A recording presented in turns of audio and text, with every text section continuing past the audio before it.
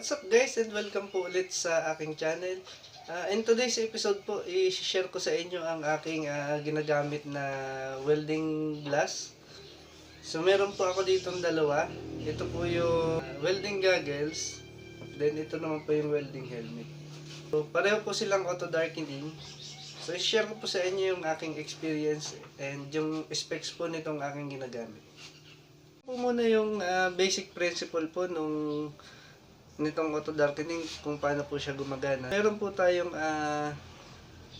viewing area. Ayan. Then meron po tayong sensor.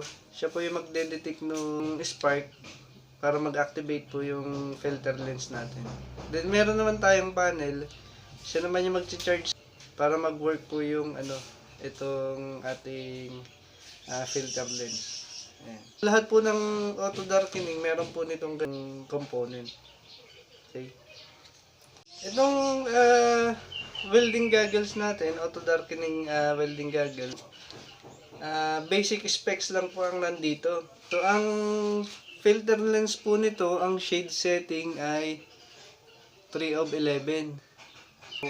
Maliwanag pa rin po ang detection. Ayan. Wala po siyang adjustment para sa time delay tsaka sa sensitivity. Manufacturer default po to, wala po tayong mag-a-adjust dito. Ang kagandahan po nito, for beginners po na nag-aaral mag-welding, for ismaw po yung shielded metal arc po yung ginagamit. Okay? Ito rin po, bali, binili ko kasi nagsiservice po ako sa iba-ibang lugar, so maliit lang. Madaling bitbitin. So hindi nangangailangan ng malaking space. Dahil nakamotor lang po ako. Ayan.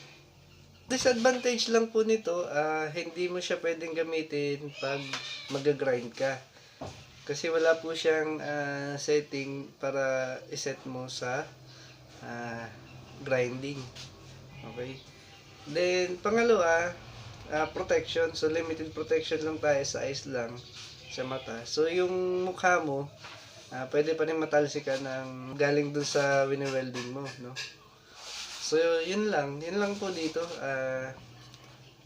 Pero, bale ito guys, ito muna yung paborito kong gamitin ngayon eh. Wala kasi akong major project sa mga ispat-ispat lang. Ito yung ginagamit ko.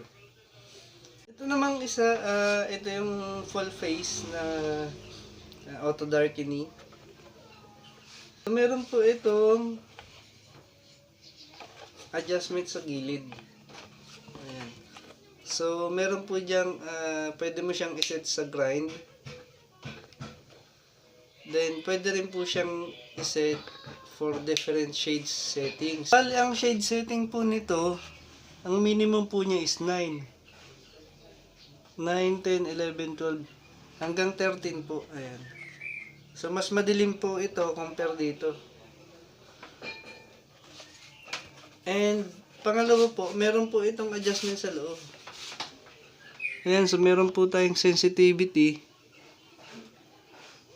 Then, itong delay. Sensitivity ko po naka-max, yung delay naka-minimum. Ayan. Para mabilis ang response. Then, mas sensitive po siya sa detection ng light.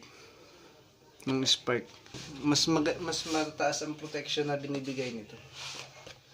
And then, since full face po siya, yung buong mukha mo, protektado po sa talsik.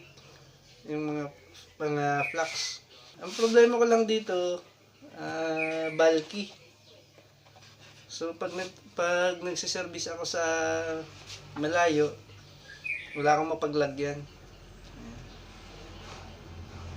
Yan lang naman, pero pagdating sa protection, mas malaki po yung naibibigay nitong full face auto darkening helmet. Yan lamang po muna para sa episode na ito. Sana po nakatulong po sa inyo. Maraming salamat po sa panonood. Don't forget po to like and subscribe. Thank you po.